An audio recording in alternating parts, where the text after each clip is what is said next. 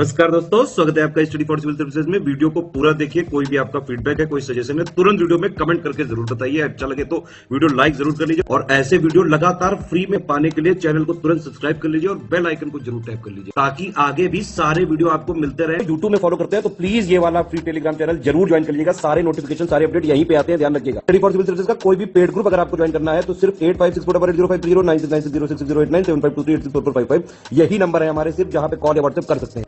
Instagram पे हमारा page जरूर फॉलो कर लीजिएगा, स्टडी फॉर सिविल .सर्विसेज है। ट्विटर पे हमको जरूर फॉलो कर लीजिएगा, @स्टडी फॉर सिविल्स है। नमस्कार दोस्तों, स्वागत करता हूं मैं आप सभी का आपके अपने channel Study for Civil Services में। एक लेक्चर सीरीज हम आपके साथ चला रहे हैं जहां पे यूपी पीसीएस के पुराने वर्षों के मेंस पेपर हम लोग डिस्कस कर रहे थे। 2018 वर्ष से हमने जर्नी शुरू की थी। GS4 के काफ़ी सारे क्वेश्चन ऑलरेडी हमने डिस्कस कर लिए। आज के अपने लेक्चर में हम उसके आगे के सवाल डिस्कस करेंगे। तो शुरू करने से पहले मैं जानकारी देना चाहूँगा, अगर आपको हमारे पेड ग्रुप संबंधित कोई भी इन्फॉर्मेशन चाहिए हो तो दिए गए दो में से किसी भी नंबर पर आप हमसे संपर्क कर सकते हैं। तो दोस्तों, हमारा आज का पहला और सीरीज़ का 7वां सवाल है एटीट्यूड के बारे में, अभिवृत्ति के बारे में। यहाँ पे उसके फंक्शंस के बारे में आपको चर्चा करनी है, यानी अभिवृत्ति के क्या क्या प्रकार होते हैं, आपको इसकी विवेचना करनी है। तो जो आपका मुख्य शब्द है वो हो गया विवेचना, यहाँ पे डिस्कशन हो गया। इस प्रकार के क्वेश्चन में आप इंट्रोडक्शन लिखते समय शुरुआत करेंगे एटीट्यूड को डिफाइन करते हुए। आपको अभिवृत्ति को सबसे पहले परिभाषित करना होगा, फिर एक संक्षिप्त में आपको उसके पर्पस के बारे में बताना होगा, उसके उद्देश्य का वर्णन करना होगा। यहाँ पे आप संक्षेप में ही करें क्योंकि नीचे जो कि हमारी मेन बॉडी है वहाँ पे आप इसकी इलाबोरेट डिस्कशन करेंगे, विस्तृत वर्णन वहाँ पे आप करेंगे। तो आइए दोस्तों देखते हैं किस प्रकार से हमने इसका उत्तर बनाया है। यहाँ पे हमने रॉबिन्स के द्वारा दी गई डेफिनेशन लिखी है। तो अगर आप अपने उत्तर में किसी एक फिलोसोफर या किसी उस सब्जेक्ट से रेलेवेंट पर्सनालिटी के द्वारा दी गई डेफिनेशन लिख के शुरुआत करेंगे तो उत्तर को ये और ज़्यादा आकर्षक बनाता है। हमने रॉबिन्स के बारे में यहाँ लिखा है। रॉबिन्स कहते हैं कि अभिवृत्ति घटनाओं, लोगों या फिर वस्तुओं के संबंध में अनुकूल या प्रतिकूल मूल्यांकन विवरण है। यानी आप इवैल्यूएट करेंगे अलग अलग इवेंट्स को, लोगों को या फिर ऑब्जेक्ट्स को और उसके अकॉर्डिंग तय करेंगे क्या वो फेवरेबल है या अनफेवरेबल है। यानी हम लोग ये कह सकते हैं एटीट्यूड जो है वो लोगों के व्यूज़ हैं, लोगों के बिलीव्स हैं, यानी जो वो भरोसा करते हैं, और लोगों की इवैल्यूएशन है। अब ये किसके प्रति हैं? ये आसपास मौजूद किसी भी चीज़ के प्रति या फिर किसी व्यक्ति के प्रति ऑब्जर्वर की भावना है। अब ये एटीट्यूड किसी के भी प्रति हो सकता है किसी व्यक्ति के प्रति हो, या फिर हो सकता है किसी जगह के प्रति हो, किसी वस्तु के प्रति हो, कोई विचारधारा के प्रति हो, या किसी इवेंट के प्रति हो। इन सभी के प्रति हम लोग जो व्यूज़ रखते हैं, जो इनके प्रति हम अपने बिलीफ रखते हैं, या फिर इन सभी चीज़ों का कैसे हम लोग इवैल्यूएशन करते हैं, वो दिखाता है कि इनके प्रति हमारा एटीट्यूड कैसा है। अब भाई एटीट्यूड पॉजिटिव भी हो सकता है और नेगेटिव भी हो सकता है। जैसे कि अगर कोई व्यक्ति कहता है कि मुझे क्रिकेट अच्छा नहीं लगता, तो यानी वो नेगेटिव एटीट्यूड रखता है क्रिकेट के प्रति, क्योंकि क्रिकेट अपने आप में एक इवेंट है और उसको उस व्यक्ति ने इवैल्यूएट किया, इवैल्यूएट करके उसने ये देखा कि मुझे ये चीज़ पसंद नहीं है, तो उसका नेगेटिव एटीट्यूड है उसके प्रति। यही सब चीज़ों का वर्णन आप अपने इंट्रोडक्शन में यहाँ पे कर सकते हैं। साथ ही जो हमने यहाँ रॉबिन्स की द्वारा दी गई परिभाषा के बारे में बताया है वो भी आप याद करके यहाँ पे उसका उल्लेख कर सकते हैं। फिर हम बात करेंगे कि इसके अलग अलग फंक्शंस क्या हैं, क्योंकि क्वेश्चन में इसके फंक्शंस के बारे में पूछा गया है। तो देखिए दोस्तों, इसके 4 अलग अलग प्रकार के फंक्शन होते हैं। जो सबसे पहला फंक्शन है वो है करेक्टिव वर्क या फिर सुधारात्मक कार्य। इसको अगर मैं आसान भाषा में समझाऊँ तो ये एक स्टेटमेंट में ऐसा समझाया जा सकता है कि आप जैसा किसी भी व्यक्ति से व्यवहार करेंगे, जैसा आप उसको ट्रीट करेंगे, वो वैसा ही आपके साथ एटीट्यूड बना के रखेगा। अगर आप उसको अच्छे से ट्रीट करेंगे तो वो आपके लिए पॉजिटिव एटीट्यूड रखेगा। अगर आप उसको उल्टा सीधा बोलेंगे, आप उसको नीचा दिखाएंगे, तो वह भी आपके प्रति नेगेटिव एटीट्यूड बना के रखेगा। तो यानी आप जिस प्रकार से किसी भी व्यक्ति को ट्रीट करते हैं, उसके साथ जिस प्रकार से व्यवहार करते हैं, उसी के अनुरूप उस व्यक्ति में एटीट्यूड डेवलप होता है, एटीट्यूड पनपता है। अब वही चीज़ हमने यहाँ एग्जाम्पल के तौर पे समझाई है। अगर कोई ऑर्गेनाइजेशन है जो अपने एम्प्लॉयज़ को अच्छे से ट्रीट करती है, तो वो जो एम्प्लॉयज़ हैं उनका अपने ऑर्गेनाइजेशन के प्रति पॉजिटिव एटीट्यूड रहेगा। यानी अगर आप सही से व्यवहार करते हैं, उचित व्यवहार करते हैं, तो संगठन के प्रति जो उसके कर्मचारी हैं उनका सकारात्मक रवैया हो सकता है, या फिर उनकी जो अभिवृत्ति है वो सकारात्मक हो सकती है। वहीं दूसरी ओर मानिए कोई और ऐसी कंपनी है जहाँ पे एम्प्लॉयज़ को बहुत बुरा भला कहा जाता है, उनको उनके काम के अनुसार सही पैसे नहीं दिए जाते, उनको वांछनीय वेतन नहीं दिया जाता, तो ऐसे में वो जो कर्मचारी हैं वो अपने आप उस ऑर्गेनाइजेशन के प्रति अनसेटिस्फैक्ट्री एटीट्यूड डेवलप कर लेंगे। असंतोषजनक एटीट्यूड उनमें अपने आप डेवलप हो जाएगी, यानी एक नेगेटिव एटीट्यूड उनका उस संगठन के प्रति डेवलप हो जाएगा। तो वही बात जैसे मैंने बताया था आपको, एक स्टेटमेंट में आप याद रखें कि जैसा कोई एक पार्टी दूसरे के साथ व्यवहार करेगी, उसी प्रकार दूसरे व्यक्ति में उसके लिए एटीट्यूड डेवलप होगा। अच्छा व्यवहार करेंगे पॉजिटिव होगा, खराब व्यवहार करेंगे नेगेटिव होगा। फिर हम चलते हैं दूसरे फंक्शन की तरफ। यह ईगो डिफेंसिव फंक्शन, ये ऐसे एटीट्यूड को डेवलप करने पर केंद्रित है जो किसी व्यक्ति के ईगो को बचाने में मदद करता है या सेल्फ एस्टीम को बचाने में मदद करता है। तभी आप इसके नाम से देखेंगे ईगो डिफेंसिव, यानी ईगो को किसी के डिफेंड करना। तो लोग अपने ईगो को अलग अलग प्रकार से डिफेंड करते हैं। मान लीजिए आप कोई एग्ज़ाम दे रहे हैं, उसमें आपके अच्छे नंबर नहीं आ पाए, तो आप दुनिया भर को ब्लेम करना स्टार्ट कर देंगे कि इनकी वजह से नहीं, इन्होंने मुझे कहीं और बुला लिया था जिसकी वजह से मेरा समय बर्बाद हो गया। यानी अगर हम लोग किसी चीज़ में सफलता हासिल नहीं कर पाते तो हम आसपास वालों को ब्लेम करने लगते हैं, क्योंकि हम चाहते हैं हमारा ईगो बचा रहे। हम खुद के ऊपर ब्लेम नहीं लेते कि हमारी पढ़ाई अच्छी नहीं हो पाई, या फिर हमारी मानसिक स्थिरता उस प्रकार की, उस लेवल की नहीं थी जो एग्ज़ाम में ज़रूरत होती है, बल्कि हम लोग बाकियों को ब्लेम करना शुरू हो जाते हैं, लोगों के ऊपर आरोप लगाना शुरू हो जाते हैं। तो इस प्रकार की जो चीज़ होती है इसको कहते हैं ईगो डिफेंसिव फंक्शन, यानी ऐसा एटीट्यूड डेवलप करना जो आपके ईगो को बचाने में, उसको प्रोटेक्ट करने में आपकी मदद करे। एग्जाम्पल के तौर पे यहाँ पे हमने लिखा है, जब कोई व्यक्ति किसी प्रतियोगिता में वांछित परिणाम हासिल नहीं कर पाता तो वो आमतौर पर अपने आसपास वालों को दोषी ठहराने लगता है। दूसरे व्यक्तियों के द्वारा दिया गया मार्गदर्शन उसको गलत लगने लगता है और वह कहता है कि जो मुझे मार्गदर्शन दिया गया वह गलत है, तो दोषी वो व्यक्ति है, मैं नहीं हूँ। यानी वो अपने ईगो को बचाने के लिए दूसरों पे आरोप लगाता है। फिर तीसरा फंक्शन हो गया वैल्यू एक्सप्रेशन फंक्शन। इसमें भी आप नाम से समझ पा रहे होंगे, इसमें वैल्यू को एक्सप्रेस करने के बारे में बात की गई है। ये कुछ मायनों में ईगो डिफेंसिव से ऑपोजिट है, यानी उसके विपरीत है। कैसे? ईगो डिफेंसिव में कभी भी कोई व्यक्ति अपनी बात जाहिर नहीं करता, वो इधर उधर लोगों के ऊपर आरोप लगाता है। वो कभी नहीं कहेगा कि उसकी खुद की तैयारी अच्छी नहीं थी, जो एग्ज़ाम वो क्लियर नहीं कर पाया। वहीं पे वैल्यू एक्सप्रेशन फंक्शन जो है उसका उल्टा है। यहाँ पे लोग अपने अंदर, अपने मन में जो भावना चल रही होगी उसको एक्सप्रेस करने पे फोकस करते हैं। यानी ये केंद्रित है अपनी बातों को स्वतंत्रता पूर्वक सभी लोगों को बताने के ऊपर। यहाँ जो व्यक्ति है वो फ्रीली अपने आप को एक्सप्रेस करना चाहता है, अपनी जो कोर वैल्यूज़ हैं उनको बाहर दर्शाना चाहता है। तो पिछले वाले के अगर मायने में आप देखें तो ये वाला उसके विपरीत है।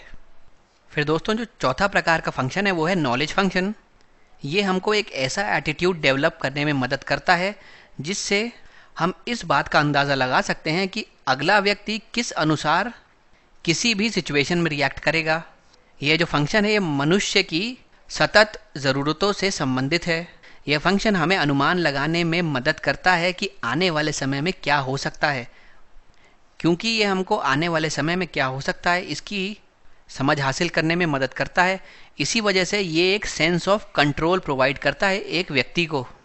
एक व्यक्ति किसी टॉपिक के संदर्भ में किस प्रकार से रिएक्ट करेगा, ये इस बात से पता चलेगा कि वह कितने डेडिकेशन, कितने डिवोशन, कितने समर्पण के साथ उसके संबंधित इन्फॉर्मेशन ढूंढ रहा हो। तो ये जो फंक्शन है ये बेसिकली संसार को समझने में एक व्यक्ति की मदद करता है। अब एग्जाम्पल के तौर पे आप देखिए, अगर किसी व्यक्ति को हॉकी खेलना पसंद नहीं है, उसको गेम में इंटरेस्ट नहीं है, तो वो उससे संबंधित इन्फॉर्मेशन नहीं ढूंढेगा। तो अगर आपको इतना पता है कि भाई इस ए व्यक्ति को हॉकी खेलना पसंद नहीं है, ना इसके बारे में कोई इंटरेस्ट रखता है ये, तो आप समझेंगे कि अगर आप इस ए व्यक्ति से हॉकी संबंधित कोई बात करेंगे या कोई इसको इंटरेस्टिंग बात भी बताएंगे तो भी ये उसके बारे में और रिसर्च नहीं करेगा, क्योंकि इसको overall hockey as a game ही पसंद नहीं है। तो आप इसके व्यवहार से, इसकी पसंद नापसंद से इस बात का अंदाज़ा लगा सकते हैं कि फ्यूचर में इसका क्या बिहेवियर रहेगा। तो ये जो नॉलेज आपको मिली है कि ये व्यक्ति क्या पसंद करता है, इसके आधार पे आप ऐसा एटीट्यूड अपने अंदर डेवलप कर पाएंगे जिसकी मदद से आप फ्यूचर में क्या हो सकता है इस चीज़ को प्रेडिक्ट कर सकते हैं। फिर दोस्तों हम चलते हैं अपने अगले सवाल की तरफ। यहाँ पे एटीट्यूड और वैल्यू के बीच में आपको विभेद करना है, साथ में एटीट्यूड और ओपिनियन के बीच में भी दूसरा पार्ट है क्वेश्चन का जहाँ पे आपको डिफ्रेंशिएट करने को कहा गया है। तो भाई इसमें कोई कीवर्ड है नहीं खास, आपको सीधा विभेद करना है। इसमें कोई स्पष्ट तरीका भी नहीं, आप पहले के बारे में डिफरेंसेस लिख सकते हैं, फिर आप दूसरे के बारे में डिफरेंसेस लिख सकते हैं। चाहें तो आप टेबल में इसको बना सकते हैं, चाहें तो आप पैराग्राफ में भी इसको कर सकते हैं। अब अगर दोस्तों हम लोग पहले वाले को देखें, एटीट्यूड और वैल्यू, तो एटीट्यूड तो क्या है, अलग अलग सिचुएशंस में आपका क्या पर्सपेक्टिव रहता है उसको आप कहते हैं एटीट्यूड, और वो डिपेंड करता है आपकी वैल्यूज़ पे, यानी आपको किस प्रकार की वैल्यूज़ मिली हैं उस अनुसार उस पर्टिकुलर सर्कमस्टेंस में आपका क्या पर्सपेक्टिव रहता है, इसको आप एटीट्यूड में शामिल कर सकते हैं। आसान भाषा में अगर मैं बताऊं तो आपके अंदर जो वैल्यूज़ हैं उसके अनुसार अलग अलग परिस्थिति में आप किस प्रकार से रिएक्ट करते हैं वो होता है आपका एटीट्यूड। मान लीजिए दो व्यक्ति हैं, एक के अंदर ये वैल्यू है कि वो सबकी हेल्प करना चाहता है, एक के अंदर ये वैल्यू है कि वो स्वयं को प्राथमिकता देता है, अपने समय को प्राथमिकता देता है, और अगर उसका समय कहीं दूसरों पे खराब होता है, बर्बाद होता है, तो वह उसको पसंद नहीं। अब मान लीजिए ये दोनों लोग एक जगह पे हैं जहाँ पे किसी भी व्यक्ति को मेडिकल इमरजेंसी एकदम से आ गई, कोई एक्सीडेंट हो गया मान लीजिए, तो ये जो व्यक्ति है ये तो उस पर्टिकुलर सिचुएशन के प्रति पॉजिटिव एटीट्यूड रखेगा, क्योंकि उसके अंदर वैल्यू ये है कि वो लोगों की मदद करना चाहता है, तो वो तुरंत इस व्यक्ति की मदद करेगा और इसको अस्पताल तक ले जाएगा। लेकिन क्योंकि ये दूसरे वाले व्यक्ति के अंदर वैल्यू ये है कि मेरा समय सबसे कीमती है, उसको किसी पे भी ख़राब नहीं किया जा सकता, तो यह इसको परेशानी में देखता हुआ भी साइड से निकल जाएगा, इसकी मदद नहीं करेगा, यानी इस सिचुएशन के प्रति इसका नेगेटिव एटीट्यूड रहेगा। तो ये जो एटीट्यूड है ये आपके वैल्यूज़ पे डिपेंड करता है। वैल्यूज़ आपके अंदर इम्बाइब्ड होती हैं, ये वैल्यूज़ होती है वही आपके व्यवहार को गाइड करती हैं कि आप किस तरीके से किसी भी सिचुएशन में बिहेव करेंगे, ये वैल्यूज़ ही उसको गाइड करती हैं, और वो आप जिस तरीके से बिहेव करते हैं उस बिहेवियर से आपका एटीट्यूड तय होता है। तो इस प्रकार से आपको अपना उत्तर लिखना होगा।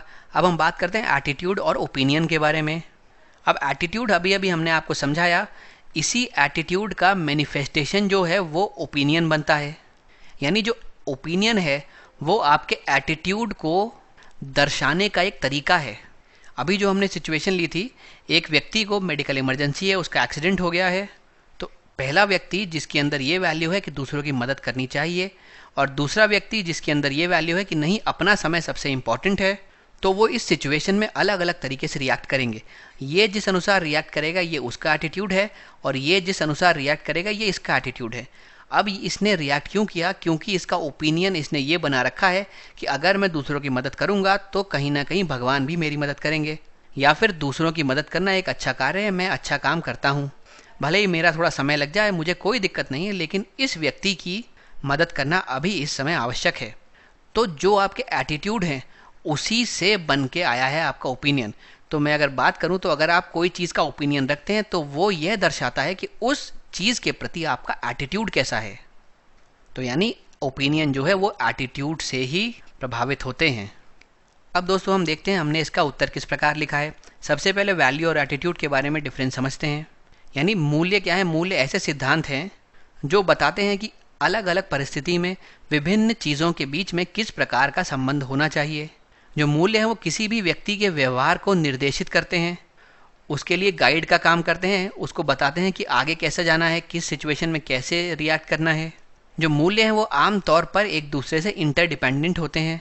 अब उदाहरण ये है कि देखिए अगर कोई व्यक्ति है जो लोकतंत्र के सिद्धांतों को महत्व देता है तो अपने आप ही वो स्वतंत्रता को, मानवाधिकार को और इससे संबंधित अन्य सिद्धांतों को महत्व देगा। यानी एक चीज़ पे उसने ध्यान दिया तो अपने आप उससे जुड़ी हुई चीज़ों पे उसने ध्यान देना शुरू कर दिया। तो ये हैं वैल्यूज़। अब ये जो मूल्य होते हैं, जो वैल्यूज़ होती हैं, उसी के आधार पर एक व्यक्ति की अभिवृत्ति तय होती है। ये तय होता है कि वो विभिन्न परिस्थितियों में किस प्रकार से रिएक्ट करेगा। इसीलिए अभिवृत्ति को हमारे मूल्यों का परिणाम कहा जा सकता है। भाई मूल्य सही है या गलत, अच्छे हैं या बुरे, मेरा तात्पर्य है कि कोई भी चीज़ अच्छी है या बुरी, सही है गलत, ये हमारे मूल्य निर्धारित करते हैं। और जो हमारी अभिवृत्ति है वो यह निर्धारित करती है कि विशेष रूप से विभिन्न चीज़ों के बारे में, विभिन्न लोगों के बारे में हम लोग क्या पसंद करते हैं और क्या नापसंद करते हैं। इस प्रकार जो मूल्य हैं वो तो किसी व्यक्ति के दृष्टिकोण को प्रभावित करते हैं, क्योंकि आमतौर पर जब किसी व्यक्ति को कोई निर्णय लेना होता है तो उसके अंदर के मूल्य ही उसकी मदद करते हैं। फिर हम चलते हैं अपने अगले टॉपिक की तरफ। यहाँ पे एटीट्यूड और ओपिनियन के बारे में बात करनी है, अभिवृत्ति और मत के बारे में बात करनी है। अब जो मत है उसको हम किसी भी व्यक्ति के दृष्टिकोण की दृश्य अभिव्यक्ति कह सकते हैं। यानी एक व्यक्ति का क्या एटीट्यूड है, वो उसको जब विजिबली दिखाता है तो उसको हम ओपिनियन कहते हैं।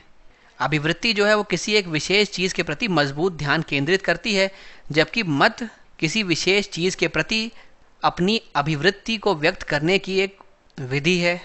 तो यानी कि जो आपका ओपिनियन बनेगा उसके नीचे जो फाउंडेशन है, जो नींव है, वो है अभिवृत्ति, यानी वो एटीट्यूड है। एटीट्यूड के ऊपर ही आपका ओपिनियन डेवलप होगा। अब मत की बात करूं तो मत वह है जो व्यक्ति चीज़ों के बारे में मानता है, यानी वो बिलीव करता है चीज़ कैसी है, क्या है। और अगर एटीट्यूड या फिर अभिवृत्ति की बात करूं तो वो उन चीज़ों के बारे में सकारात्मक या नकारात्मक भावना है। मैंने जैसे आपको बताया पॉजिटिव एटीट्यूड और नेगेटिव एटीट्यूड। उस बच्चे ने या उस व्यक्ति ने वो जो एक्सीडेंट की वजह से व्यक्ति सड़क के बीचों बीच था, तो इसने उस सिचुएशन के प्रति एक पॉजिटिव एटीट्यूड अपनाया और उसको हॉस्पिटल लेके गया। जबकि दूसरा व्यक्ति जिसके लिए अपना समय ज़्यादा महत्वपूर्ण था, वो वहाँ से साइड से चला गया। उसने इस सिचुएशन के प्रति नेगेटिव एटीट्यूड अपनाया। यानी किसी भी परिस्थिति के लिए नकारात्मक या सकारात्मक भावना जो आपकी है वो आपका एटीट्यूड, अभिवृत्ति है। और उसके बेसिस पे जो आपका ओपिनियन है कि भाई मैं अगर लोगों की मदद करूँगा तो कहीं ना कहीं से मेरी भी मदद होगी, या फिर लोगों की मदद करना एक अच्छी बात है, ये उसका ओपिनियन है जो कि बना है एटीट्यूड के ही ऊपर।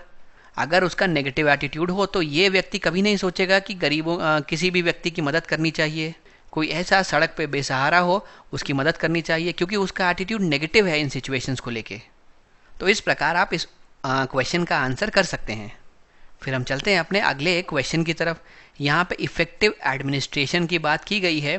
कह रहे हैं कि अगर आपको इफ़ेक्टिव एडमिनिस्ट्रेशन चलाना है तो डेडिकेशन की बहुत ज़रूरत है। यानी प्रभावी प्रशासन के लिए लोक सेवा के प्रति समर्पण बहुत आवश्यक है। इसकी व्याख्या करनी है। तो ये आपका हो गया यहाँ का कीवर्ड, इधर आपका एक्सप्लेन हो गया। अब जो इसमें पूरी बात करनी है वो डेडिकेशन के चारों तरफ करनी है कि भाई किस प्रकार से डेडिकेशन एक व्यक्ति के लिए ज़रूरी है। और फिर आपको थोड़ा स्पेसिफिक बात करते हुए ये बताना पड़ेगा किस प्रकार से जो डेडिकेशन है वो एक सिविल सर्वेंट के लिए ज़रूरी है, एक लोक सेवक के लिए ज़रूरी है।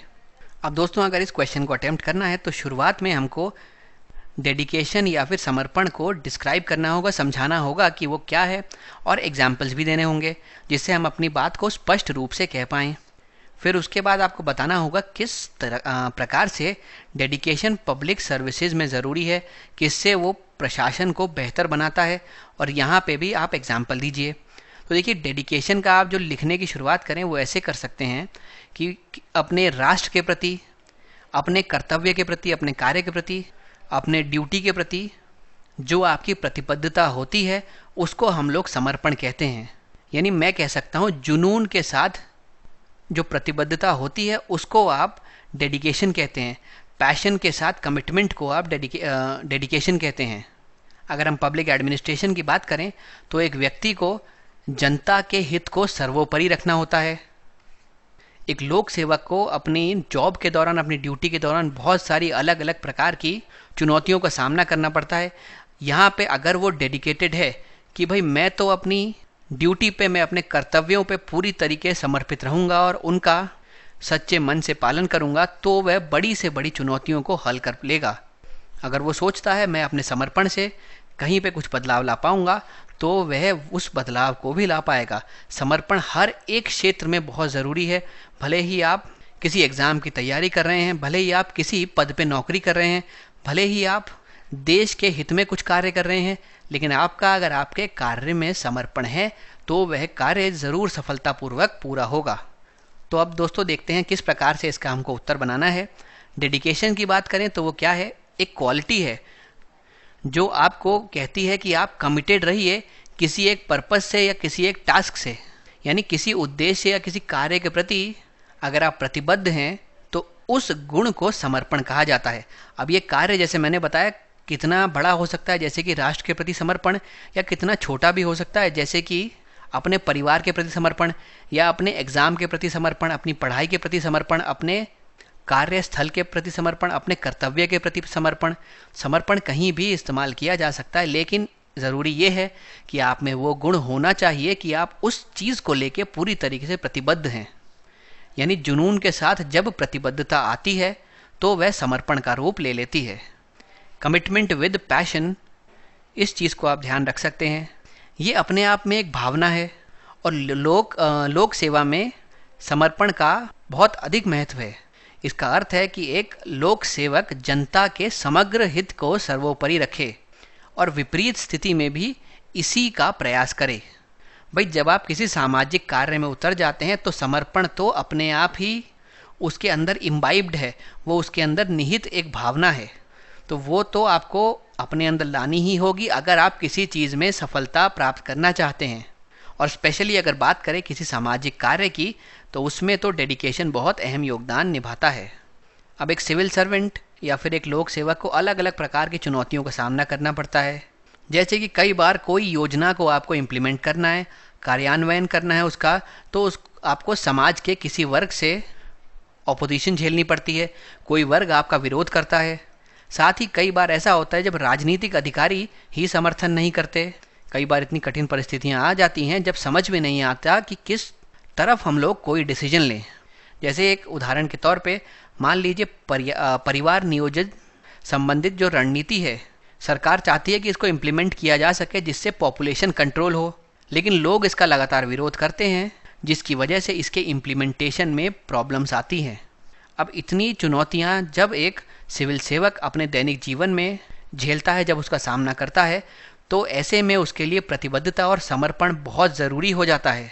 अगर वो समर्पित है अपने कार्य की तरफ, अपने कर्तव्य की तरफ, तो इन सब चुनौतियों के बावजूद भी वह अपने लक्ष्य तक पहुंच जाएगा, वो जन कल्याण कर पाएगा।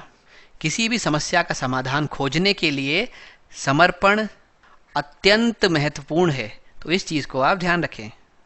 फिर दोस्तों एक केस स्टडी आई है अगली जिसका हमको उत्तर देना होगा। यहाँ पे बताया गया है कि अभी अभी आपने किसी एक सरकारी संगठन के अध्यक्ष के रूप में कार्यभार संभाला है। आप अपने कार्यालय में आए और पहले ही दिन आप पाते हैं कि संगठन में बहुत सारी प्रॉब्लम्स हैं। जैसे सबसे पहले तो जो स्टाफ है वो समय का पाबंद नहीं है, वो लेट आता है, और लेट आने के बावजूद जिस समय उसको काम करना चाहिए उस समय वो बातचीत में ज़्यादा समय अपना बर्बाद करता है। जनता जो शिकायत करती है उसकी कोई भी त्वरित कार्रवाई नहीं की जाती। भ्रष्टाचार संगठन के सभी स्तरों पर व्याप्त है। उसके अलावा संगठन जो भी सेवाएं प्रदान कर रहा है उनकी गुणवत्ता में भी कमी है, वो निम्न स्तर की है। तो इतनी सारी समस्याओं के बीच जब आप पहले दिन ऑफिस में आएंगे तो सवाल ये कहता है कि आपको अपने स्टाफ को इंस्पायर करने के लिए क्या करना होगा या क्या करना चाहिए जिससे कि आपके संगठन की उपयुक्त कमियों का निदान किया जा सके। तो दोस्तों ये केस स्टडी है, यहाँ पे जो कीवर्ड है वो है डिस्कस या फिर आपको व्याख्या करनी है। करना क्या है, देखिए दी गई परिस्थिति के अनुसार दो अलग अलग रुख अपनाए जा सकते हैं। एक तो होता है कड़ा रुख और एक होता है अनुनय का रुख या फिर परसुएशन या फिर एक नरम रुख। हमने अपने GS1 में क्वेश्चन डिस्कस किया था जिसमें हमने सरदार पटेल के द्वारा किए गए प्रयासों का वर्णन किया था, किस प्रकार से उन्होंने भारत के इंटीग्रेशन में भूमिका निभाई थी।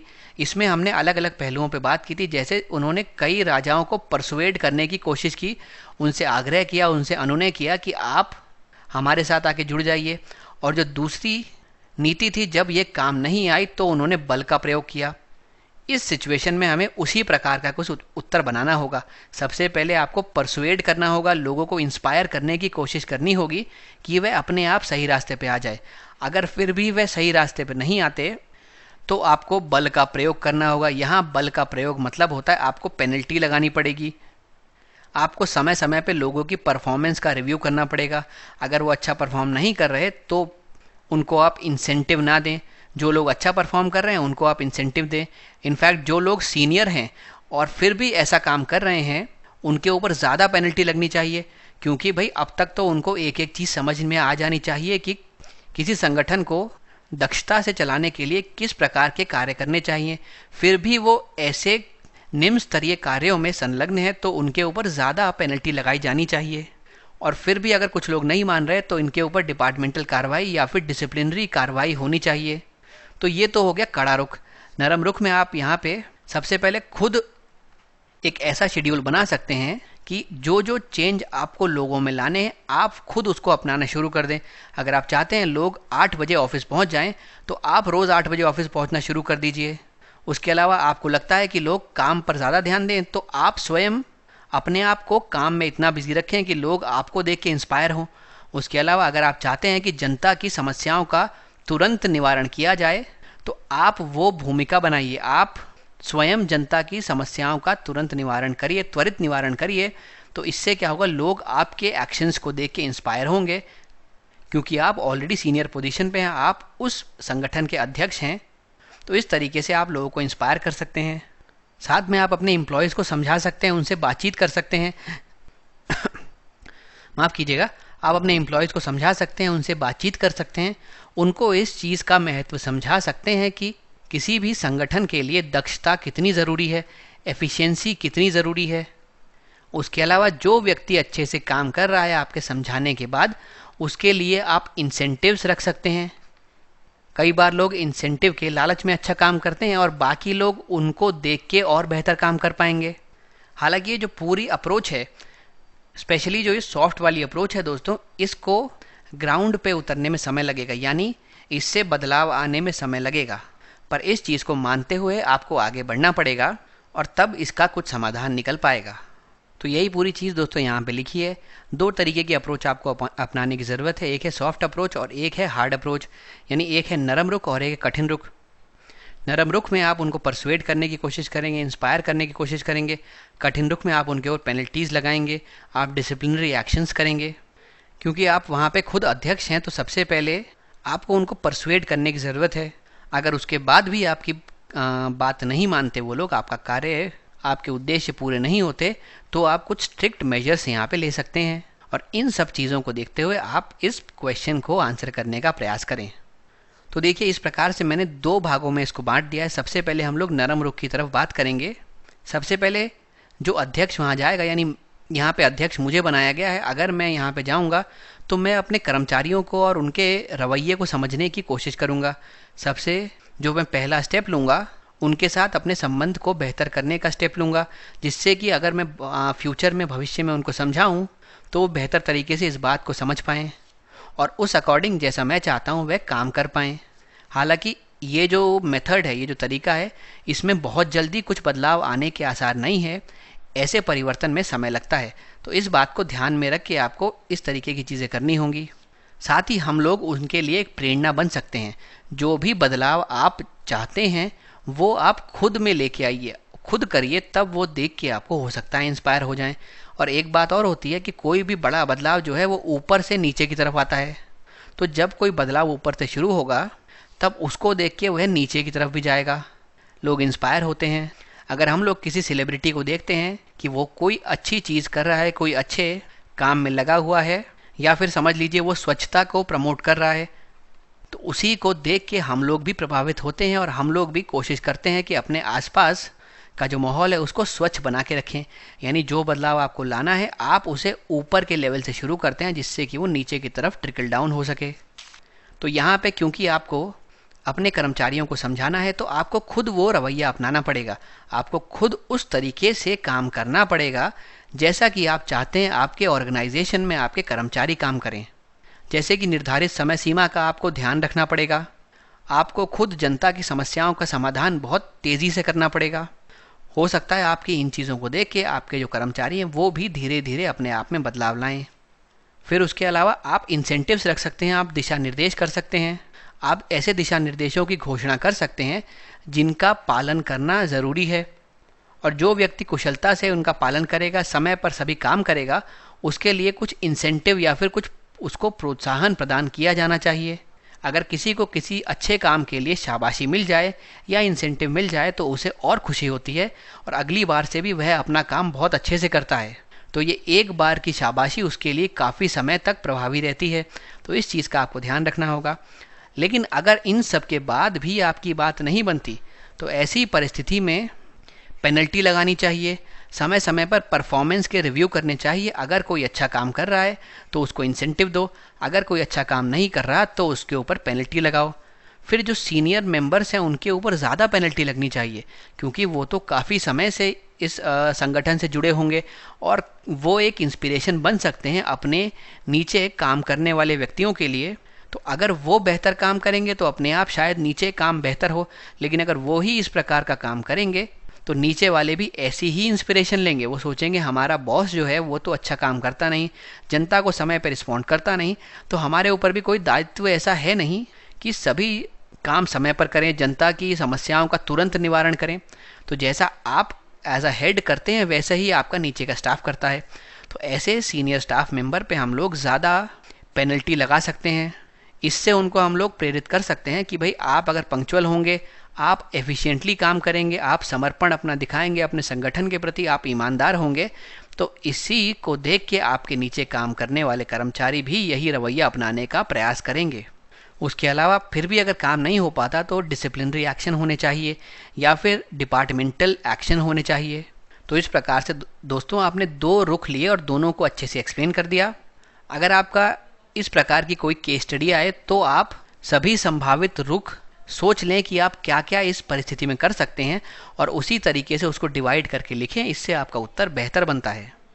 फिर दोस्तों हम चलते हैं अपने सेक्शन बी की तरफ। यहाँ पे हर एक प्रश्न में कुल मिला के आपको टोटल 200 वर्ड्स की लिमिट दी होती है और जो मार्क्स होते हैं हर क्वेश्चन के साथ अलोकेटेड वो होते हैं मैक्सिमम 12 नंबर। तो इन दोनों चीज़ों का ध्यान रखते हुए आपको अपना उत्तर लिखना होता है। तो चलिए हम लोग पहला अपने सेक्शन बी का क्वेश्चन डिस्कस करते हैं। सीरीज़ का 11वां सवाल है ये। इसमें डिफ्रेंशिएट करने को कहा गया है दो चीज़ों के बीच में, एक तो नीति शास्त्र के बीच में और नैतिकता के बीच में, और साथ में इसमें पूछा गया है कि जो एथिकल एक्शंस होते हैं उनके डिटर्मिनेंट्स क्या हैं, उनको डिटरमाइन करने वाली शक्तियाँ कौन सी हैं। तो दो भाग इस क्वेश्चन के बनाए गए हैं। आपको दोनों पार्ट्स को यहाँ पे आंसर करना होगा। कोई इसमें खास मुख्य शब्द है नहीं। इसका उत्तर लिखते वक्त पहले तो आप पहले भाग पे जाएं जहाँ पे डिफरेंशिएट करने को लिखा है। चाहे तो आप टेबल में डिफरेंशिएट कर दें या पहले एक पैराग्राफ इस पे लिख दें, दूसरा पैराग्राफ उस पे लिख दें। तो पहला भाग होगा जिसमें हम डिफरेंस के ऊपर बात करेंगे। हम लोग यहाँ पे पहले भाग में अंतर के बारे में बता सकते हैं और आप उदाहरण देना ना भूलें। उदाहरण देंगे तो जो उत्तर है वो ज़्यादा प्रासंगिक लगता है। फिर जो दूसरे भाग में पूछा गया है तो आप नीति शास्त्रीय कार्यों के 3 निर्धारक तत्वों के बारे में वर्णन कर सकते हैं। तो दोस्तों यहाँ पे पहले हम लोग एथिक्स की बात करते हैं। तो देखिए एथिक्स क्या है। एथिक्स वह गुण है जो सही और गलत में अंतर समझने में हमारी मदद करता है। तो इसकी मदद से वह हमें सही चॉइस करने में हेल्प करता है, क्योंकि अगर आप सही से समझ पाएंगे क्या चीज़ सही है क्या चीज़ गलत है तो आप उसी अनुसार सही चॉइसेस कर पाएंगे। तो आपकी डिसीजन मेकिंग को बेहतर करता है ये। उसके अलावा कुछ लीगल गाइडलाइंस होती हैं जिसके तहत एथिक्स को निर्धारित किया जाता है, और ये जो एथिक्स होते हैं ये लोगों की विचारधारा पे डिपेंड करता है, लोगों के पर्सपेक्टिव पे डिपेंड करता है। तो इसी वजह से ये सरकमस्टांसेस या फिर परिस्थितियों के अनुसार बदल भी सकता है। तो यानी फ्लेक्सिबल है, बदल सकते हैं एथिक्स। अब जैसे मानिए कि एथिक्स कहते हैं कि किसी व्यक्ति को सत्य ही बोलना चाहिए, सच बोलना चाहिए, वो उसको मानता भी है। लेकिन मान लेते हैं कोई ऐसी परिस्थिति आ जाए जहाँ पे किसी के जान पे बनाए और इस व्यक्ति के द्वारा बोली गई बात अगर उसकी जान को खतरे में डालेगी तो संभवतः ये व्यक्ति या तो मौन रहेगा या फिर ये सत्य नहीं बोलेगा। तो ऐसे सिचुएशन के अनुसार किसी व्यक्ति की पर्सपेक्टिव के अनुसार जो एथिक्स हैं वो बदल सकते हैं, इसीलिए इनको फ्लेक्सिबल कहा जाता है। हालांकि अब हम लोग मोरालिटी की बात करते हैं, यानी नैतिकता की बात करते हैं। ये बेसिकली एक सिद्धांतों का समूह है। इसमें कई सारे सिद्धांत हैं जो किसी विशेष स्रोत पर आधारित हैं। आपकी जो नैतिकता है वो आपकी संस्कृति या फिर आपके कल्चर के अकॉर्डिंग चलती है। ये एक व्यक्ति की चॉइस होती है कि भाई मेरी चॉइस है मैं गलत काम नहीं करूँगा, मेरी चॉइस है मैं चोरी नहीं करूँगा। तो क्योंकि ये मेरी चॉइस है तो बहुत कम संभावना है इसकी बदलने की। शायद अगर कोई इस प्रकार की सिचुएशन हो जाए कि एक चोरी करने की वजह से किसी की जान बच सकती है तो व्यक्ति फिर भी चोरी कर ले, लेकिन उसकी नैतिकता उसको ये कहती है कि भाई चोरी करना गलत बात है, तो बहुत कम संभावना है इस चीज़ के बदलने की। मतलब वो कभी बहुत आसानी से चोरी नहीं करेगा। तो ये जो है क्योंकि कम चांसेस होते हैं इसके बदलने के, तो ये लेस फ्लेक्सिबल होता है। अब हम देखते हैं दोस्तों इसका उत्तर हमने किस प्रकार लिखा है। हालांकि एथिक्स और मोरालिटी आपस में काफ़ी समान प्रतीत होते हैं, लेकिन फिर भी उनमें कुछ कुछ अंतर हैं। ये अंतर क्या है हम लोग समझते हैं। सबसे पहले नीतिशास्त्र की बात करते हैं, एथिक्स की बात करते हैं। यह किसी भी व्यक्ति को गलत और सही के बीच अंतर समझने में मदद करता है, इसीलिए ये एक मार्गदर्शक के रूप में कार्य करता है। आमतौर पर यह कानूनी दिशा निर्देशों के अनुसार बनाया जाता है और उन्हीं के नियमों से नियंत्रित होता है। भाई एथिक्स के नियम बने हैं, ये चीज़ें करना गलत है, तो उन नियमों के अनुसार ही एथिक्स कार्य करेंगे। लेकिन जो मोरालिटी है वो इन नियम पे आधारित नहीं होती, वो एक व्यक्ति के अंदर होती है। नैतिकता अगर किसी व्यक्ति में होगी तो उसका चुनाव वो करता है कि उसे कोई उसके सिद्धांतों के विरुद्ध कार्य करना चाहिए या नहीं करना चाहिए। यहाँ पे चुनाव करने की क्षमता कम होती है, क्योंकि ये जो चीज़ लिखी हुई है आपको उसका पालन करना ही पड़ेगा। ये सामान्य रूप से अन्य लोगों के दृष्टिकोण पर निर्भर होता है। अब जो नीतिशास्त्र है दोस्तों वो परिस्थितियों पर निर्भर करता है। इस प्रकार अलग अलग परिस्थितियों में ये बदल सकता है, इसीलिए इसमें कुछ लचीलापन है। अब जैसे हमने बात की कि ये गाइडलाइंस के ऊपर कार्य करता है, पर हो सकता है ये इस परिस्थिति के अकॉर्डिंग बनाई गई गाइडलाइंस हो। परिस्थिति अगर चेंज हो जाए और बी हो जाए तो ये गाइडलाइंस उसमें काम ना करें, तो इसमें आपको एथिक्स को चेंज करना पड़ेगा। इसी वजह से इसमें कहीं ना कहीं लचीलापन होता है।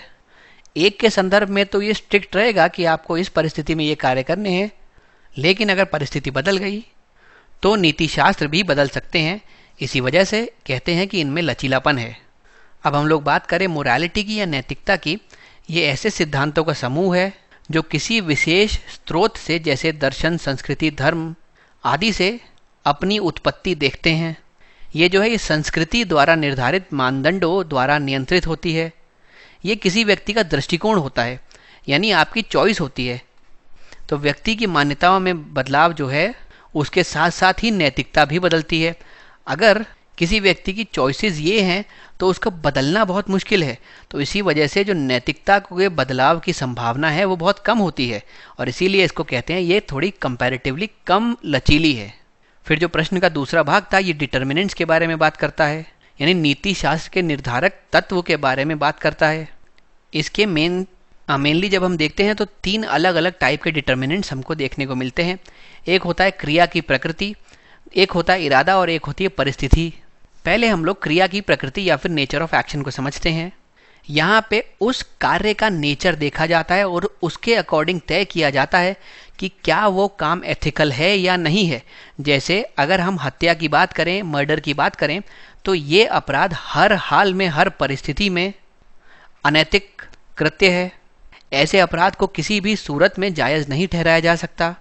लेकिन अगर हम वो बात करें कि ग्लोबल वार्मिंग हो रही है, तो इस तरीके के जो कृत्य हैं उनको कुछ तथ्यों के तहत सही ठहराया जा सकता है। भाई ग्लोबल वार्मिंग हो रही है, माना पर्यावरण को नुकसान हो रहा है, लेकिन जो भी विकासशील देश हैं, जो डेवलपिंग कंट्रीज़ हैं, उनको अपने आर्थिक विकास के लिए, इकोनॉमिक डेवलपमेंट के लिए इंडस्ट्रीज़ की ज़रूरत है, फॉसिल फ्यूल को जलाने की ज़रूरत है, जिससे कि कार्बन डाइऑक्साइड का उत्सर्जन होगा, उससे ग्लोबल वार्मिंग कहीं ना कहीं बढ़ेगी। अब लेकिन इस साइकिल को आप तोड़ना चाहते हैं तो डेवलपिंग कंट्रीज़ के विकास पे क्षति पहुंचेगी। और डेवलपिंग कंट्रीज़ जो हैं आमतौर पर विश्व की सबसे ज़्यादा जो गरीब आबादी है वो इन्हीं क्षेत्रों से आती है। तो अगर इनके विकास को आप रोक देंगे या बाधित करेंगे तो इन गरीब वर्ग के लोगों का उत्थान नहीं हो पाएगा। तो यहाँ पे ग्लोबल वार्मिंग को कुछ हद तक सही ठहराया जा सकता है। तो ये नेचर ऑफ एक्शन पे डिपेंड कर रहा है कि एथिक्स वहाँ पे ठीक है या नहीं है। मर्डर की बात करें तो वहाँ पे वो कह रहा है अनएथिकल है भाई, लेकिन ग्लोबल वार्मिंग की बात करें तो कुछ एक दृष्टि ऐसी है जहाँ से इसको सही ठहराया जा सकता है। फिर हम लोग इंटेंशंस की बात करते हैं, इरादे की बात करते हैं। अगर किसी भी चीज़ को एथिकल हमको कहना है तो उसके पीछे का इंटेंशन, उसके पीछे का इरादा या मंशा को हमको देखने की आवश्यकता है। यदि नीयत ठीक नहीं है तो किसी भी कार्य को नैतिक रूप से उचित ठहराना सही नहीं है, भले ही कार्य अपने आप में अच्छा हो। तो ये जो गांधी जी का मीन्स वर्सेस एंड वाली डिबेट है उसी के ऊपर आधारित है। गांधी जी का ये दृष्टिकोण था कि जो मीन्स है, अगर आपका रास्ता सही है तो ही आपका जो आउटकम है वो सही आएगा, लेकिन अगर आपका रास्ता ही सही नहीं है तो आउटकम कितना भी अच्छा हो उसको अच्छा नहीं माना जाएगा। अब यहाँ पे आप एक चैरिटी का एग्जाम्पल ले सकते हैं। भाई, लोगों में डोनेशन करना, चैरिटी करना अच्छा है जब वो लोगों की भलाई के लिए इस्तेमाल हो रही हो, लेकिन अगर उसी डोनेशन के नाम पे मैं किसी आतंकवादी संगठन का वित्त पोषण कर रहा हूँ तो वह डोनेशन अच्छा नहीं है। देखिए, बात तो एक ही है कि मैं डोनेशन कर रहा हूँ, लेकिन एक तरफ वो कुछ लोगों की भलाई कर रहा है, एक तरफ वो टेररिज्म को फंड कर रहा है जिससे कि आगे जाके कई लोगों की जान जाएगी, कई देशों में राजनीतिक, आर्थिक, सामाजिक अस्थिरता बढ़ेगी। तो दोनों कार्य तो अच्छे ही, दोनों कार्य देखते हैं वो दोनों ही अच्छे हैं, लेकिन उसके पीछे का इंटेंशन जो है वो गलत है। यहाँ पे इंटेंशन है लोगों की भलाई करना, यहाँ पे इंटेंशन है अलग अलग विभिन्न देशों में अस्थिरता फैलाना। तो इंटेंशन ज़्यादा इम्पॉर्टेंट है। अगर किसी चीज़ के पीछे इंटेंशन अच्छा नहीं है तो भले ही वह कार्य अच्छा हो उसको सही नहीं ठहराया जा सकता। फिर सर्कमस्टेंस की बात कर सकते हैं। एथिक्स जो है उसका डायनेमिक नेचर है, कई बार वो परिस्थिति के अनुसार बदलता रहता है। देखिए, इसको एग्जाम्पल हम समझ सकते हैं। अगर आप कभी ट्रैफिक रूल तोड़ते हैं, आप रेड लाइट क्रॉस कर गए तो किसी भी परिस्थिति में वो गलत है, लेकिन अगर आपके साथ आपकी गाड़ी में कोई ऐसा व्यक्ति बैठा हो जिसको तुरंत प्रभाव से मेडिकल सहायता की ज़रूरत हो तो आप रेड लाइट तोड़ेंगे, ट्रैफिक रूल्स तोड़ेंगे तो भी वह एथिकल ही माना जाएगा। तो यानी इन तीन चीज़ों पे एथिक्स डिपेंड करते हैं, उसके अनुसार वो बदलते रहते हैं। तो ये एथिक्स के निर्धारक तत्वों में से कुछ तत्व हैं। इस प्रकार आपको आंसर देना होगा और हर चीज़ के बाद आपको एग्जाम्पल लिखना होगा। एथिक्स के पेपर में एग्जाम्पल लिखने से आपके नंबर बेहतर आएंगे, क्योंकि ये चीज़ दर्शाती है कि आप इस कॉन्सेप्ट को अच्छी तरीके से समझ चुके हैं। अब दोस्तों हम चलते हैं अपने अगले प्रश्न की तरफ। यहाँ पे हम कांट की नीतिशास्त्र के बारे में बात करेंगे। क्वेश्चन कहता है कि कांट के नीतिशास्त्र आकारवादी हैं और कठोरवादी हैं। इस मत का आपको आलोचनात्मक परीक्षण करना है और हमारे नैतिक जीवन में कांट के नैतिक सिद्धांत के महत्व का मूल्यांकन करना है। तो दो भाग हैं इस प्रश्न के। पहले में तो आपको ये जो स्टेटमेंट लिखा हुआ है इसके बारे में बताना है कि कैसे कांट के जो नीतिशास्त्र हैं वो कठोरवादी हैं, वो आकारवादी हैं और हमारे जीवन में उनके क्या महत्व हैं, ये प्रश्न का दूसरा भाग है। तो अगर हम लोग बात करें तो यहाँ कीवर्ड है एग्जामिन या इवैल्यूएट, आलोचनात्मक परीक्षण करना है या फिर मूल्यांकन करना है। सबसे पहले इंट्रोडक्शन में आप कर सकते हैं इमैनुअल कांट को इंट्रोड्यूस आप बता सकते हैं, वो है कौन थे, उन्होंने क्या किया, उनके कॉन्ट्रीब्यूशंस क्या हैं। फिर आप आ जाइए इस स्टेटमेंट पे। और दोस्तों यहाँ अगर आप कॉन्ट्रीब्यूशन लिखें इमैनुअल कांट के तो ये ध्यान रखें एथिक्स के पर्सपेक्टिव से ही लिखें, तो आपका उत्तर ज़्यादा प्रासंगिक हो पाएगा। फिर आप जब दूसरा वाला ये स्टेटमेंट लेंगे तो इसको डिस्क्राइब करें और बताएं किस प्रकार से कांट के नैतिक सिद्धांत आकारवादी हैं या कठोर हैं।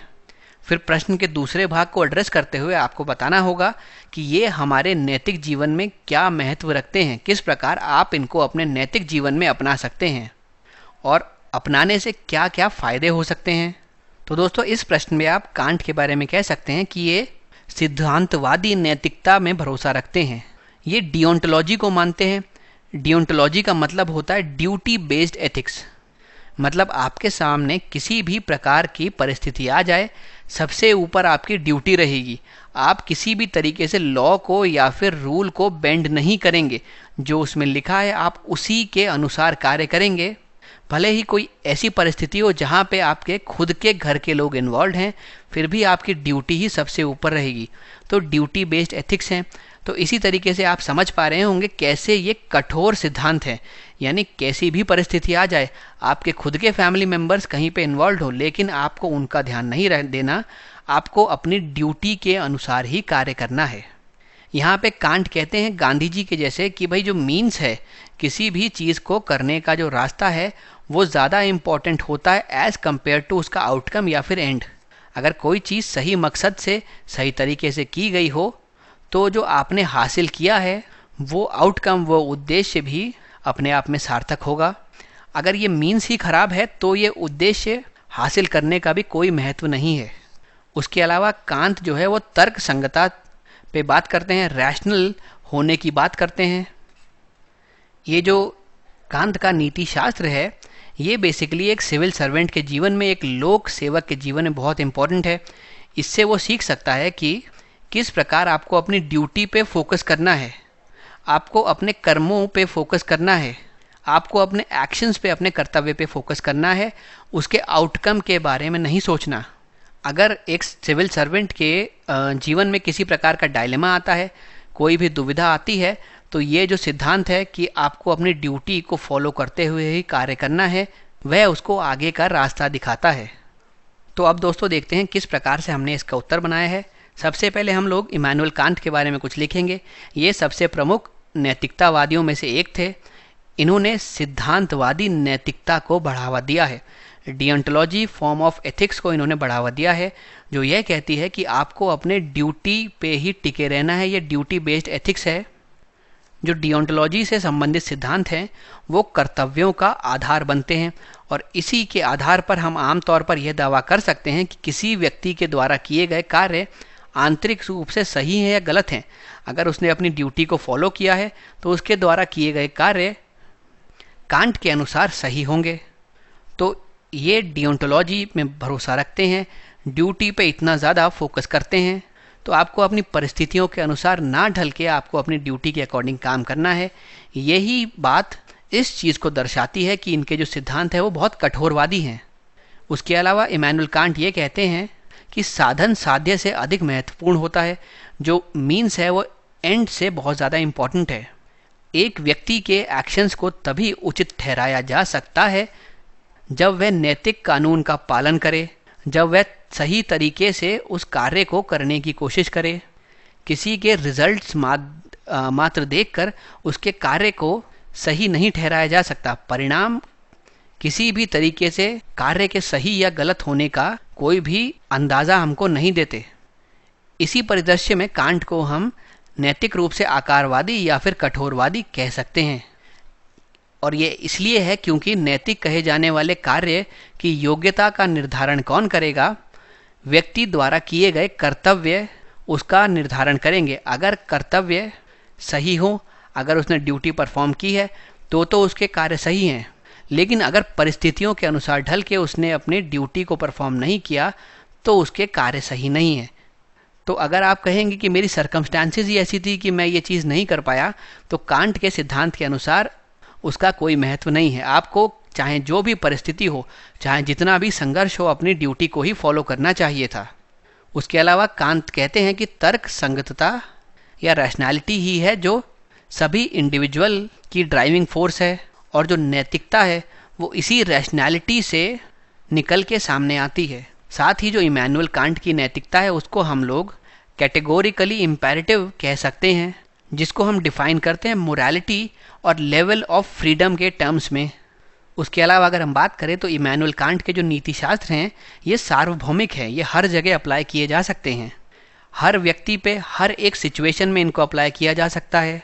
और जो ड्यूटी बेस्ड एथिक्स के बारे में इन्होंने बात की है वो सिर्फ एक्शन पे ही फोकस्ड है, ना कि उसकी कॉन्सिक्वेंसेस पे। वह केवल कार्यों से संबंधित है, ना कि परिणामों से।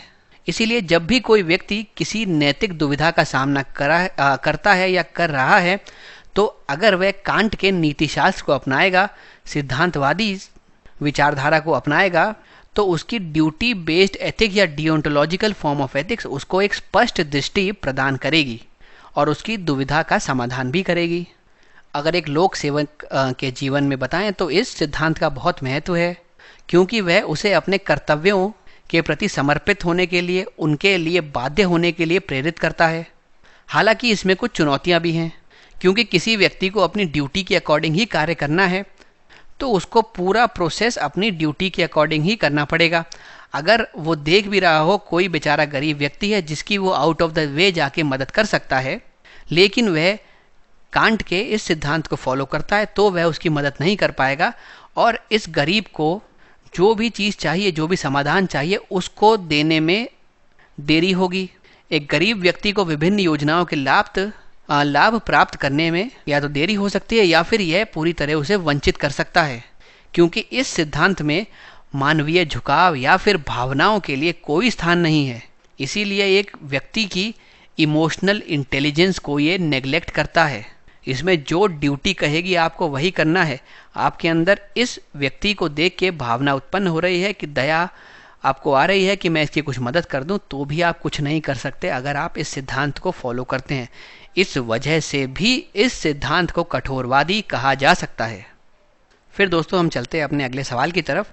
यहाँ पे हमसे पूछा गया है कि एक पब्लिक सर्वेंट को क्या क्या एथिकल डायलेमास फेस करने पड़ते हैं और क्या कंसायंस यानी कि अंतरात्मा इन समस्याओं का समाधान करने में उनकी मदद कर सकती है। तो आपको इस बात की विवेचना करनी है। तो यहाँ पे मुख्य शब्द विवेचना हो गया और यहाँ पे एक्सप्लेन हो गया। आपको लोक सेवकों द्वारा फेस की गई नैतिक दुविधाओं के बारे में लिखना है। क्या उनकी अंतरात्मा को सुनना इनके संदर्भ में उनको कोई समाधान बता सकता है? तो आप ये उत्तर शुरू कर सकते हैं यह बताते हुए कि एक पब्लिक सर्वेंट को किस किस प्रकार की एथिकल डायलेमास को फेस करना पड़ता है। विभिन्न नैतिक दुविधाएं जो एक लोक सेवक के सामने आती हैं उसकी व्याख्या आप यहाँ पे कर सकते हैं। उसके अलावा दूसरे भाग में फिर आप लिख सकते हैं कि अंतरात्मा उनको उन सभी समस्याओं का समाधान खोजने में किस प्रकार मदद कर सकती है, किस प्रकार भूमिका निभाएगी। तो दोस्तों देखते हैं हमने इसका उत्तर किस प्रकार बनाया है। देखिए, जब कोई भी गवर्नमेंट ऑफिशियल काम करता है तो कई सारे एथिकल इश्यूज हैं, कई सारे नैतिक मुद्दे हैं जिसका उसको सामना करना पड़ता है। कुछ इसके उदाहरण हमने यहाँ पे लिखे हैं। एक लोक सेवक को तब नैतिक दुविधा का सामना करना पड़ता है जब उसे एक राजनीतिक व्यक्ति द्वारा कोई निर्देश दिए गए हों और वास्तविक परिस्थिति कुछ अलग हो, तो उसको या तो निर्देशों का पालन करना पड़ेगा या वास्तविक परिस्थिति का सामना करना पड़ेगा। ऐसी स्थिति में चुनने की जब बारी आती है तो उसके सामने नैतिक दुविधाएं आके खड़ी हो जाती हैं। उसके अलावा जब एक सरकारी अफसर को सरकारी नीति की व्याख्या करनी होती है या सरकारी नीति को इंटरप्रेट करना होता है, तब भी वह कंफ्यूज रहता है, वह नैतिक दुविधा में रहता है, क्योंकि यहाँ पे उसको मालूम है कई सारे ऐसे क्लॉज आ सकते हैं जो लोगों के हित में ना हो। पर ऐसे में वह सोचता है क्या वह अपने अंतरात्मा की बात सुने या फिर अपने वरिष्ठ अफसर की बात सुने, सहकर्मियों की बात सुने। तो ये भी एक सिचुएशन ऐसी पैदा हो जाती है जब व्यक्ति को एथिकल डायलेमास फेस करने पड़ते हैं। अब एक नैतिक दुविधा तब आती है जब किसी इंटरव्यू में किसी परिचित को एक अफसर द्वारा चुना जाता है। अब ये जो अफसर है उसके सामने ये नैतिक दुविधा होगी कि क्या वह अपने करीबी लोगों का चयन करे या फिर किसी ऐसे व्यक्ति का चयन करे जिसमें योग्यता है, जो मेरिट के बेस पे आ सकता है। उसकी अंतरात्मा कहेगी भाई ऐसे मेरिट बेस्ड वालों का चयन किया जाए, लेकिन वह सोचेगा कि अपना परिवार का है, मान लीजिए उसका बच्चा हुआ, तो एक तरफ जो उसका इमोशनल एंगल है, जो उसका फादर वाला साइड है, जो उसके अंदर छुपा हुआ पिता है, वो चाहेगा कि वह उस पद के लिए अपने बेटे को चुने। वहीं पर दूसरी तरफ उसकी अंतरात्मा कहेगी कि भाई योग्यता के आधार पर ही यहाँ पर चयन किया जाना चाहिए। फिर एक नैतिक दुविधा तब आती है जब किसी भी अधिकारी को यह चुनना पड़ता है कि विकास संबंधी कार्यों को ज़्यादा प्राथमिकता दी जाए या सामाजिक कार्यों को ज़्यादा प्राथमिकता दी जाए। अगर विकास होगा तो हो सकता है कोई ब्रिज बनाने के चक्कर में कई लोगों के घर को वहाँ से हटाना पड़े, उनको दूसरी जगह कहीं स्थापित करना पड़े, पर उस पूरे प्रोसेस में लगेगा समय। शुरुआत में तो होगा कि जब ब्रिज बनने वाला होगा तब उनके घर से उनको निकाल दिया जाएगा, उनके घर तोड़ दिए जाएंगे। तो अगर विकास की तरफ आप बढ़ेंगे तो कहीं ना कहीं जन कल्याण से आप एक निश्चित समय के लिए दूर हो जाएंगे। तो आप सामाजिक कार्य में लगें या फिर विकास संबंधी गतिविधियों में लगे, ये भी एक बड़ी नैतिक दुविधा होती है। उसके अलावा एक व्यक्ति के सामने बहुत बड़ी दुविधा होती है अपनी जॉब और अपनी प्राइवेट लाइफ को संभालना। कई लोग जब अपने जॉब को ज़्यादा समय देते हैं तो उनकी जो पर्सनल लाइफ है उसको वो समय नहीं दे पाते, अपने घर वालों को समय नहीं दे पाते। वहीं जब वो अपने घर वालों को समय देते हैं तो उनको मन में असंतोष होता है कि भाई हम अपने जॉब को प्रॉपर समय नहीं दे पा रहे। तो ये भी एक दुविधा है जिससे किसी एक अफसर को निपटना पड़ता है। उसके अलावा अगर कोई संगठन है जो अफसर को कहता है कि भाई जानकारी को गुप्त रखो, गोपनीय रखो, और वहीं दूसरी तरफ वह जानकारी समग्र सार्वजनिक भलाई के लिए उपयोगी साबित हो सकती है, तो वह अफसर सोचता है कि भाई मेरी ड्यूटी, मेरे लॉज तो कहते हैं कि इसको सीक्रेट रखो, इसको गोपनीय रखो, मेरी ऑर्गेनाइजेशन भी यही कहती है, लेकिन इसको अगर मैं सब लोगों के सामने ले आऊँगा तो बहुत लोगों की भलाई हो जाएगी। तो ये फिर उसको एक नैतिक दुविधा का सामना करना पड़ता है। अब बात करें अंतरात्मा किसी भी समस्या के समाधान में किस तरीके से मददगार साबित हो सकती है, तो हमने यहाँ लिखा है भाई अंतरात्मा किसी समस्या के समाधान में काफ़ी मददगार साबित हो सकती है। अब कैसे, यहाँ पे हमने उसकी चर्चा की है।